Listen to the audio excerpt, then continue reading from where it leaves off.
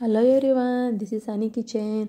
ఈరోజు మీకు hakka noodles ఎలా చేయాలో చూపిస్తానండి. అది హెల్దీ వేలో అండి.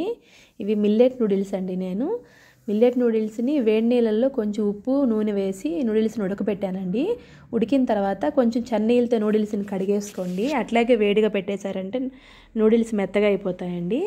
చన్నీళ్ళు వేసి కడిగేశారంటే నూడిల్స్ పక్కన పెట్టారంటే మీకు పొడి పొడిగా బాగుంటుంది. ఇప్పుడు ప్యాన్లో ఐరన్ ప్యాన్ ఉంటే ఐరన్ ప్యాన్లోనే చేసుకోండి, చాలా బాగా వస్తాయండి నూడిల్స్.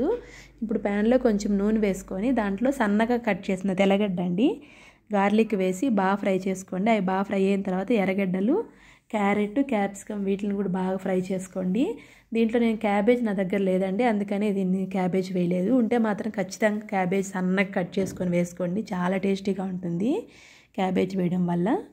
ఇవన్నీ వేసి ఫ్రై అయిన తర్వాత ఇప్పుడు దీంట్లో కొంచెం రెడ్ చిల్లీ సాసు, కొంచెం గ్రీన్ చిల్లీ సాసు, కొంచెం సోయా సాసు, కొంచెం వెనిగర్ అండి, ఇవన్నీ వేసి బాగా ఫ్రై చేసుకోవాలండి. హై ఫ్లేమ్లో టోస్ట్ చేసుకోండి, చాలా బాగుంటుంది.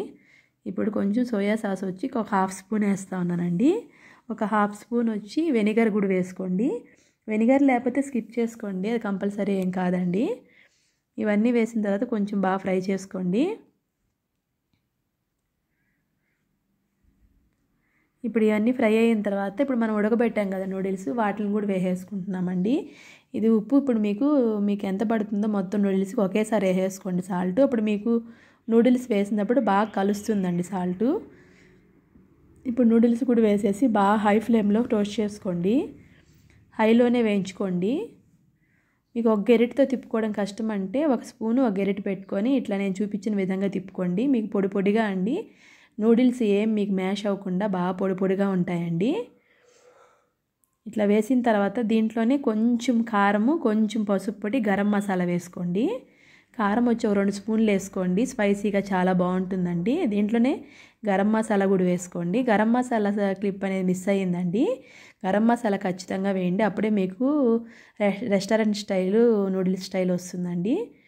ఇవన్నీ వేసి బాగా కలుపుకోండి, హై ఫ్లేమ్లో టోస్ట్ చేసుకోండి. తర్వాత కొంచెం మంట తగ్గించుకొని కొంచెంసేపు మూత పెట్టండి, బాగా మగ్గుతాయి కొంచెంసేపు నూడిల్స్. కొంచెంసేపు తగ్గించేసి మూత పెట్టేసేయండి.